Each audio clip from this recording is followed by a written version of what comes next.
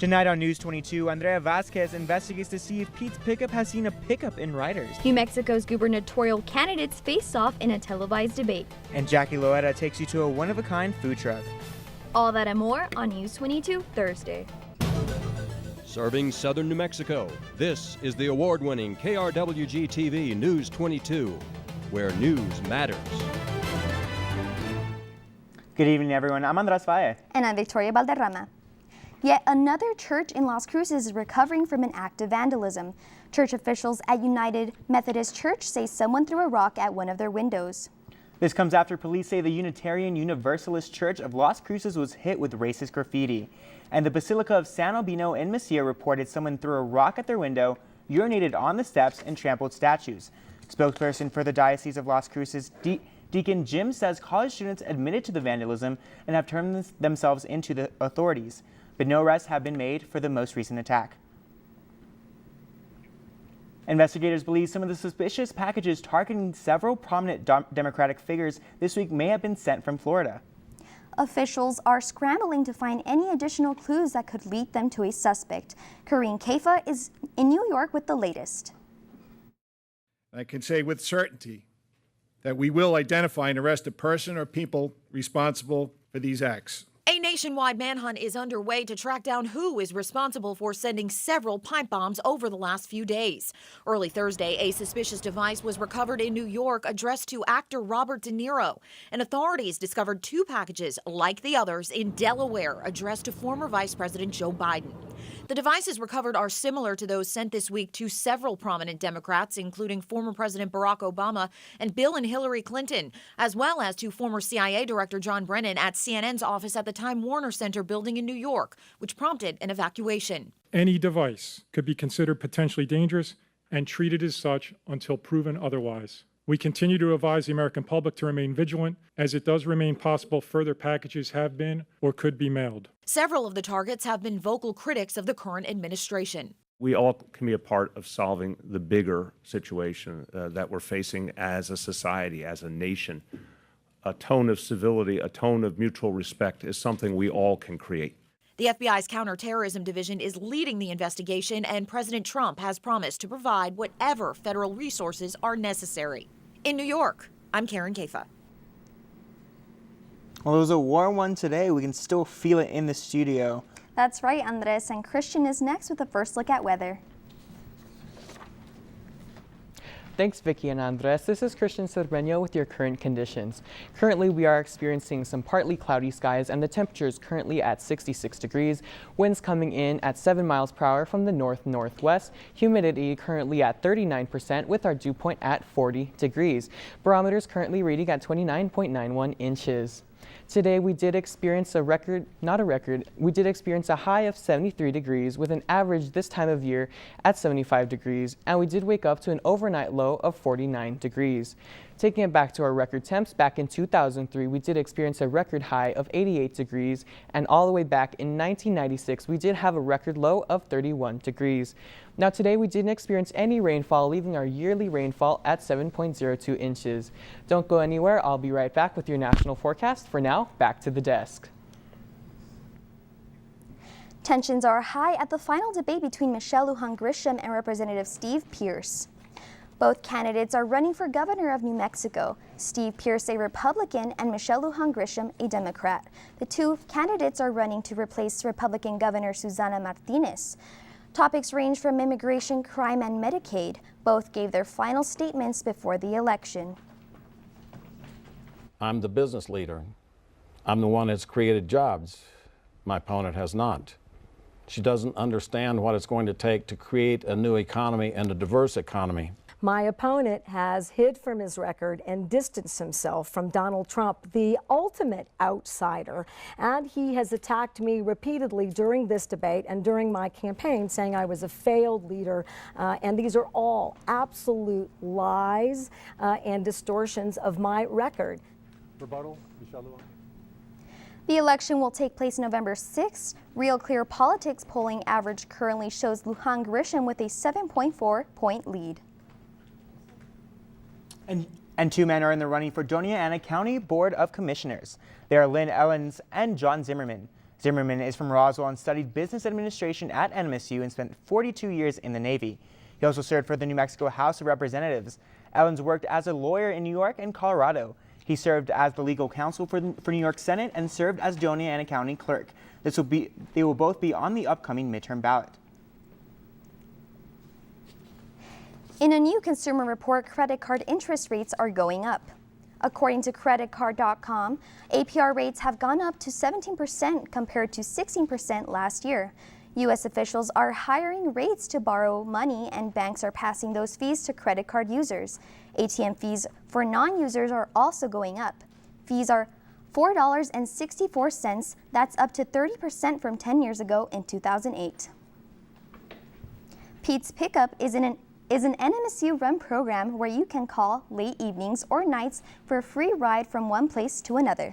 And after hearing about several sexual assault cases on campus, a few people are nervous walking home by themselves late at night.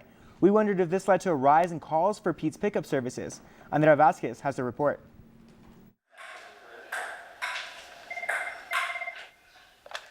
Pete's Pickup, how can I help you? Keenan Marcus is a dispatcher for Pete's Pickup. He gets about a dozen or so calls a night. Even with the recent assaults, he has not seen a change in the number of calls, but students are still concerned about safety. I was picking up some girls and they were telling me how they're like, oh, sorry to have you pick us up, it's cold out here. And then I was like, oh, no worries, this is my job. And then she was like, oh, we heard that there was an assault just that happened recently.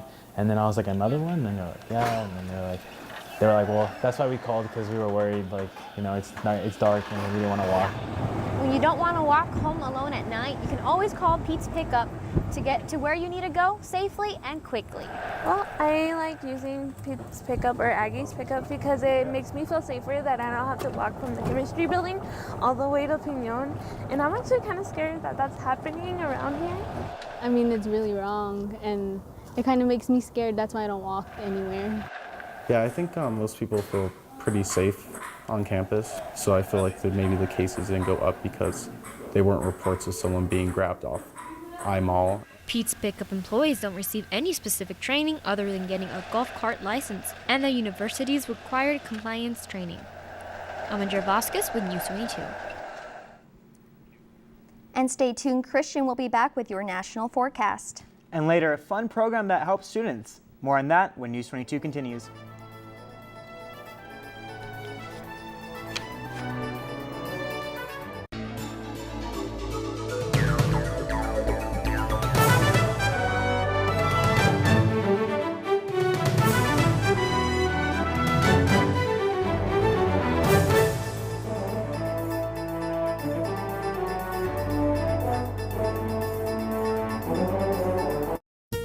KRWG Public Media would like to thank the Border Artists and Cutter Gallery for the benefit show What We Love.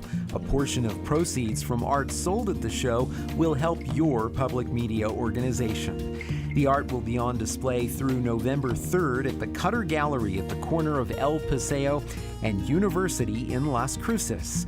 What We Love, benefiting KRWG Public Media. I want young adults to know that the world is a much bigger place than just the spot that they are occupying at this time. And PBS presents that in a very positive manner. I have left my PBS station a gift in my will. I want to be certain the programs presented by PBS are carried forward to future generations. Welcome back. You're watching News 22 Thursday, where news matters.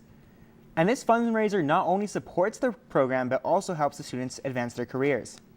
But with recent money struggles at NMSU and a new arts building on the way, more than ever, students must raise money for new equipment. News 22's Marlene Barraza gives us an inside look of the students' work you will be seeing this Monday at the jewelry sale. This will be the second time Kaylen Sanchez creates jewelry for the jewelry sale. It's a lot of work, but it's totally worth it. The students use any materials they want for their pieces. The most difficult part is getting the initial ideas, but then once we all kind of get to play around and settle in what we're doing, it's It's a really fast-paced environment after that. But they need a better place to do all this work. Their building doesn't meet their needs. Built as a gymnasium in 1938, the W. Williams Hall houses both the Department of Arts and the University Art Gallery. In 2016, voters approved General Obligation Bond C, which allocated $22 million for the project. The new building is set to open in fall 2019. And although most of the new equipment and furniture is guaranteed when the new building opens, there is still worry about funding for new materials. Because of the budget cut, we have to generate their own money to keep updating for the current tools, and sometimes it's just like, replacing as the missing scissors. Kayleen graduates this year and hopes this jewelry sale can help start her own career. All the profits that we get go to us getting our new equipment or getting some supplies for the students rather than the students having to get all of their supplies, which can get really expensive. Helping her. And Matoko wants this jewelry sale to alert the community of the talent in NMSU's jewelry and metalsmith department. Marlene Barraza, News 22. The jewelry sale is all day Monday at the Barnes & Noble bookstore on campus. Have any expired, unwanted, or unused prescription pills? Don't know what to do with them? Las Cruces Police have an event for you. The prescription drug take-back event will be held from 10 a.m. to 2 p.m. Saturday, October 27th at local Walmarts. Unfortunately, they cannot accept liquids or needles during the take-back event. The service is free and anonymous. In addition to the event, partner agencies will have prescription drug handbooks for parents and proper methods of disposal of medications. At least 7 children have died from an outbreak of adenovirus at a nursing and rehab center in New Jersey. Health officials are tracking at least 11 more confirmed cases from that same facility. And they are working around the clock to keep the outbreak contained. Andrea Vasquez has more on the virus and what you can do to protect yourself from it. There are many different ways that adenovirus can manifest as illness. You can get pink eye, as the governor had said, or cough. You can get bronchitis, pneumonia. There are more than 50 strains of adenovirus, and if you're infected, it can feel like you're coming down with a common cold or the flu, bringing on similar symptoms such as fever, headaches, body aches, breathing problems, and sometimes eye infections. Like the flu, it can spread quickly, silently, and it can be a killer, especially in people with weak immune systems. They're often transmitted not only by sneezing and coughing, but also if the particles that are passed from your sneezing and coughing end up on other objects or particles around you, and other people go and touch it and then touch their mouths or nose without washing their hands, that's how they can obtain the virus.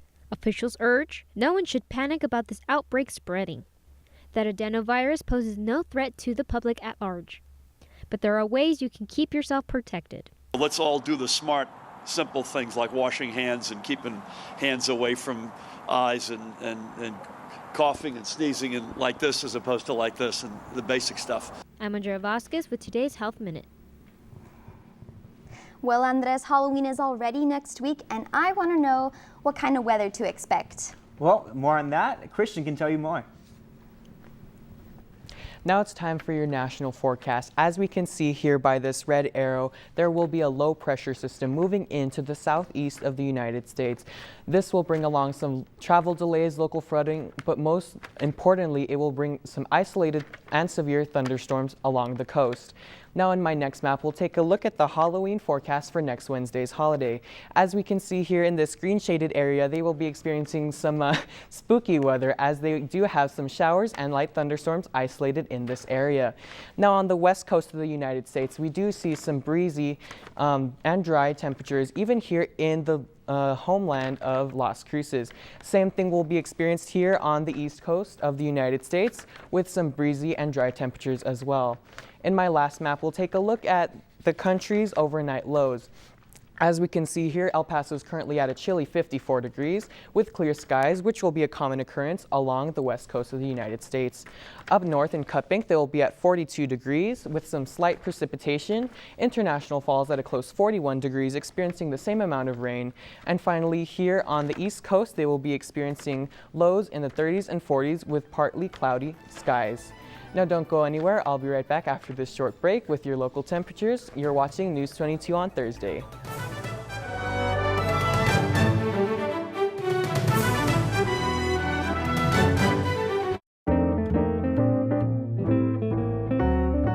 Morning Edition, weekdays from 5 to 9 on 90.7 FM and streaming live on KRWG.org.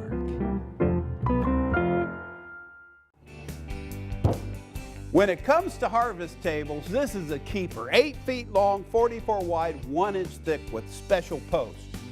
It's perfect. I love it. It's one of the most used pieces of furniture in the home. Great addition. Saturday morning at 8:30 on KRWG Public Media. Coming up on Austin City Limits.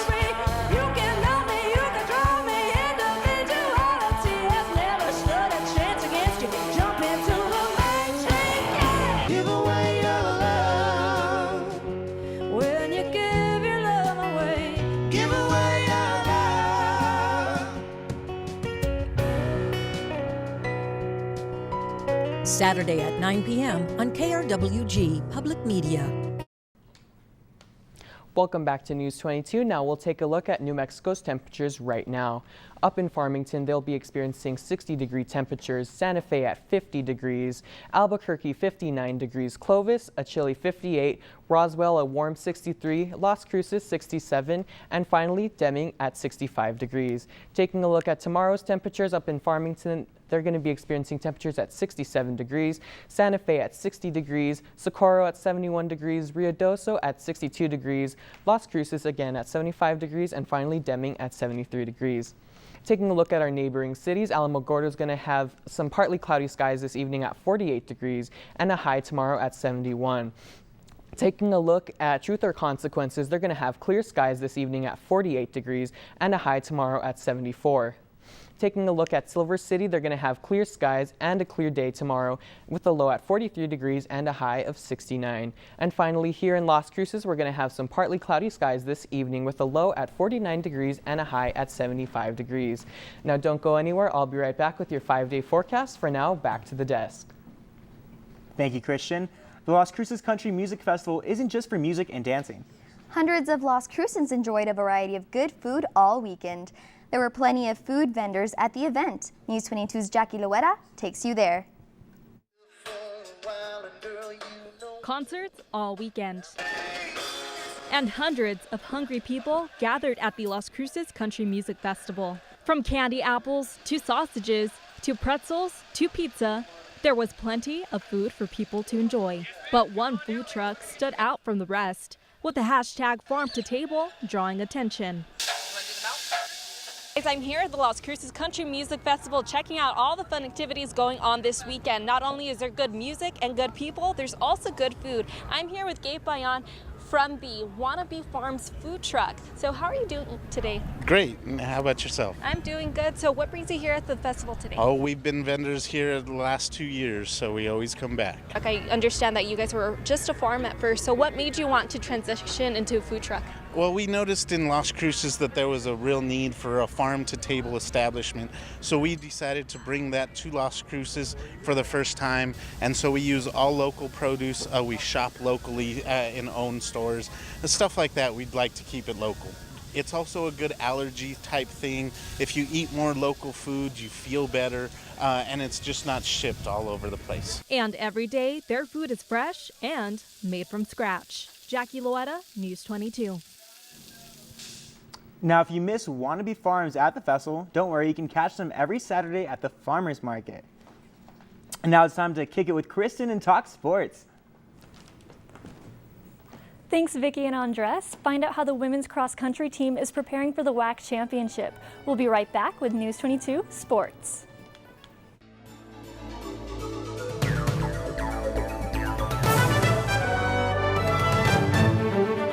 We have a bucket list.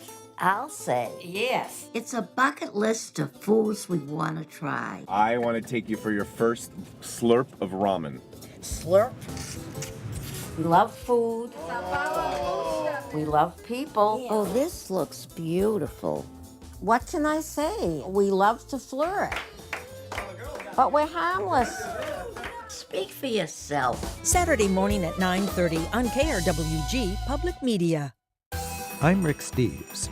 Join me in rugged and beautiful Romania, where after visiting its vibrant capital of Bucharest, we'll head into the mountains of Transylvania.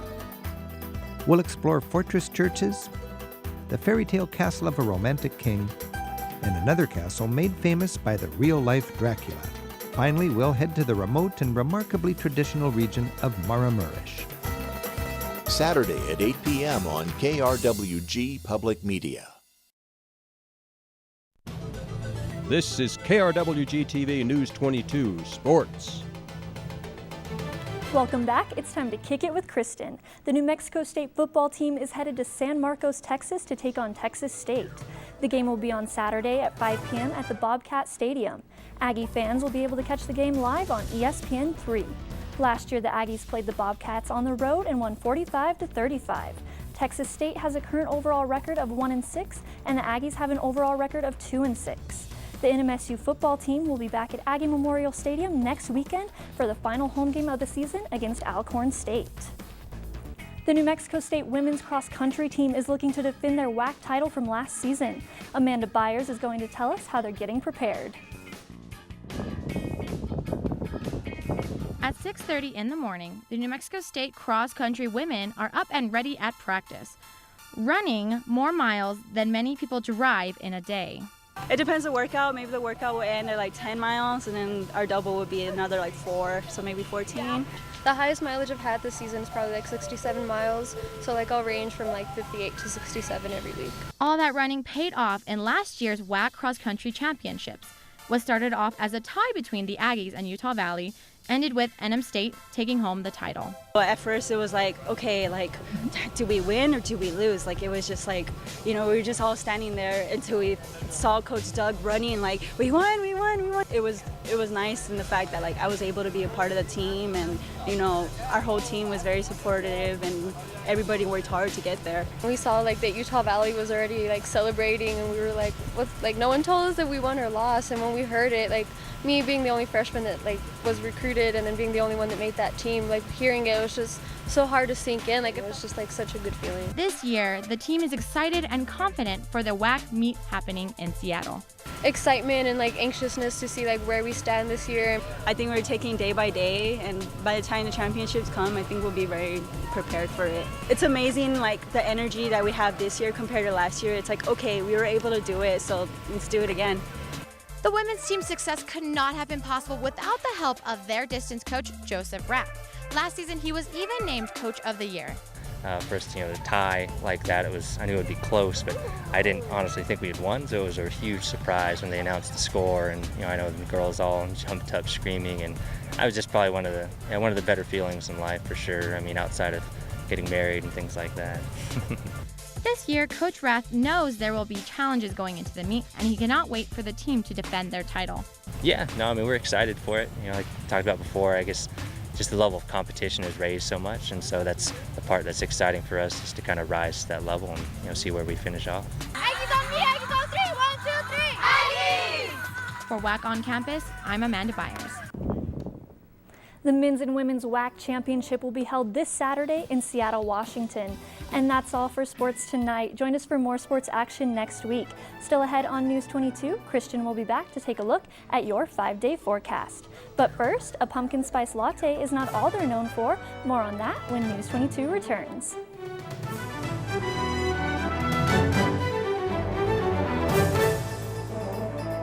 I'm Tom McLaughlin, your host for Season 8 of Rough Cut, now in partnership with Fine Woodworking Magazine. Easy to follow projects for woodworkers at every skill level. So join me for Rough Cut with Fine Woodworking, coming 2018. Saturday morning at 9 on KRWG Public Media.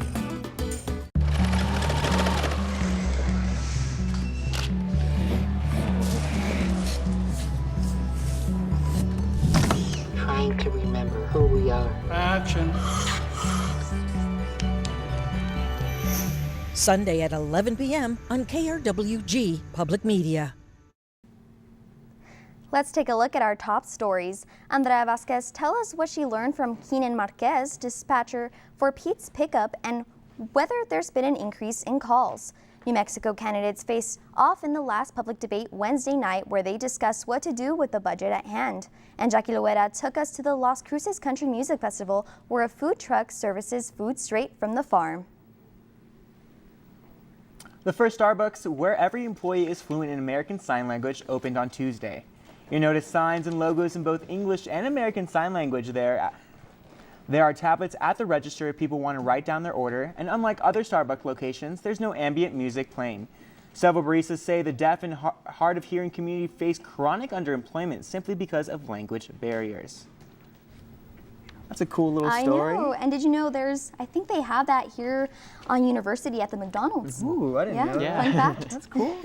Well, let's talk weather. Okay, perfect. So in the upcoming 5 days, we're going to be experiencing sunny skies throughout the week, but the windy conditions make it feel a lot more like fall. We will experience highs in the 70s along with lows in the 40s and 50s. In my opinion, these are great conditions for the Tournament of Bands competition this Saturday. Wow. Well, ooh, someone has plans. Yeah, I'll be there all weekend. Awesome. Well, don't forget you can catch all of today's aired stories and past newscasts on our YouTube page at youtube.com/KRWG News 22. And follow us on Twitter, Instagram, and Snapchat for show updates and the latest on what the News 22 team is up to. And that's all for News 22 Thursday. Thank you everyone for joining us tonight. Tune in next week for more news across the Southwest. I'm Victoria Valderrama. I'm Andres Valle. I'm Christian Cerveño. Good night. Good night.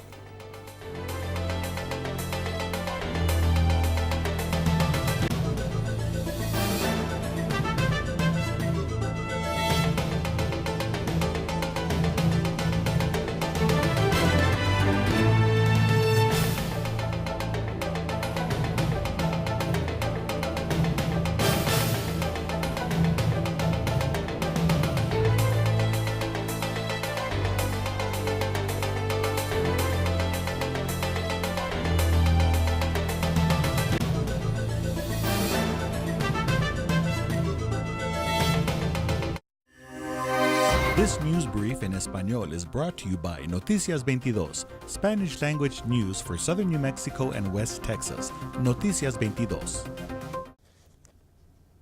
Hola, muy buenas tardes y bienvenido a este breve informativo de Noticias 22. Les saluda con mucho gusto Gaby Hernández. Una tercera iglesia ha sido vandalizada esta semana en la ciudad de Las Cruces.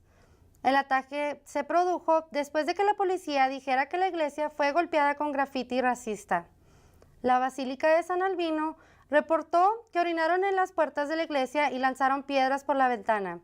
El portavoz de la diócesis dice que estudiantes universitarios admitieron el ataque, se entregaron a las autoridades y se ofrecieron a pagar por todos los daños. La Policía Estatal de Nuevo México investigó un accidente fatal que ocurrió hacia el norte de Las Cruces el pasado martes. Por razones desconocidas, el vehículo salió de la carretera y terminó rodando varias veces. El pasajero de 75 años, Horace Flowers, fue trasladado por aire al Centro Médico Universitario en El Paso, donde más tarde fue declarado muerto a causa de sus heridas. El conductor y otros 2 pasajeros de la troca fueron trasladados al hospital con lesiones menores. El alcohol no se considera un factor contribuyente al choque. El accidente aún continúa bajo investigación. Esto es todo por hoy. Para Noticias 22, Gaby Hernández.